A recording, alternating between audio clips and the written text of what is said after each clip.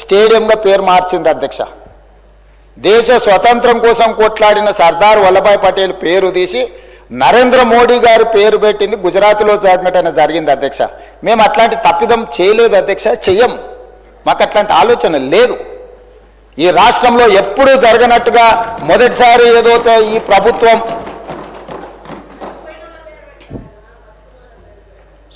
అందుకోసమని బాధ్యత ఉన్నవాళ్ళు ఏదైనా మాట్లాడేటప్పుడు కొంత ఆలోచన చేసి జాగ్రత్తగా, ఎందుకంటే మనం చాలామందికి ఆదర్శంగా నిలబడాల్సిన వాళ్ళం అధ్యక్ష.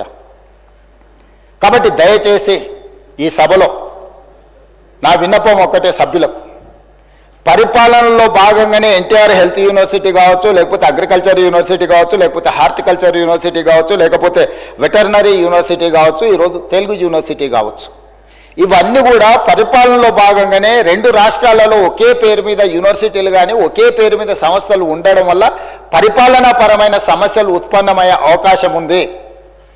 ఆ సమస్యల్ని పరిష్కరించడం కోసమే తెలంగాణ రాష్ట్రంలో నిర్వహిస్తున్న యూనివర్సిటీలకు కానీ సంస్థలకు కానీ తెలంగాణకు సంబంధించిన పేర్లు పెడుతున్నాము.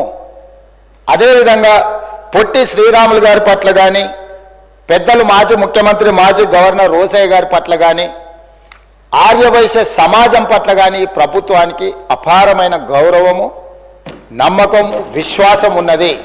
అందుకే ఈ సభ ద్వారా తమరి అనుమతి ద్వారా ఈ మధ్యలోనే నరేంద్ర మోడీ గారు మేమందరం కలిసి చెర్లపల్లి రైల్వే స్టేషన్ను పెద్ద ఒక హబ్ను ప్రారంభించుకున్నాం అధ్యక్ష.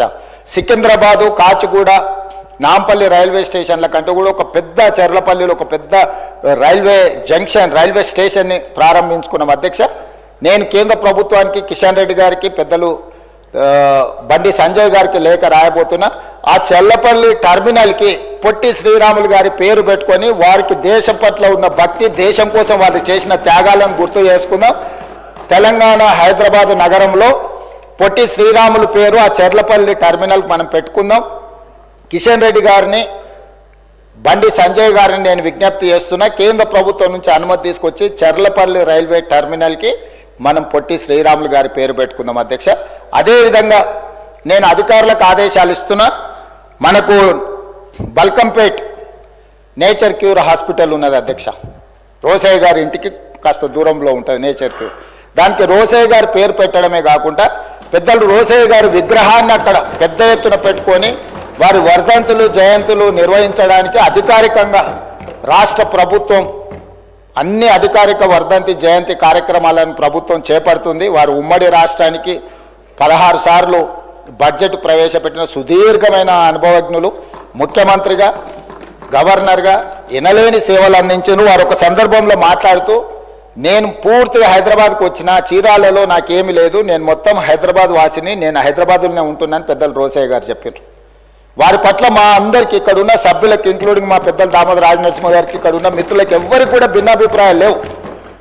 రోసయ్య గారు చేసిన సేవలకు గుర్తింపుగా మనకు బల్కంపేటలో ఉన్న నేచర్ క్యూర్ హాస్పిటల్కు రోసయ్య గారి పేరు పెట్టడం, ప్రకృతి వైద్య చికిత్సాలయం. వారి వల్ల ఇక్కడ ఆర్థికంగా, ఆరోగ్యపరంగా ఎవరు వెళ్ళినా కూడా పెద్దలు రోసయ్య గారిని స్మరించుకునే విధంగా వాటికి పేరు పెట్టడమే కాదు, రోసయ్య గారి విగ్రహాన్ని కూడా అక్కడ పెట్టి ఒక మంచి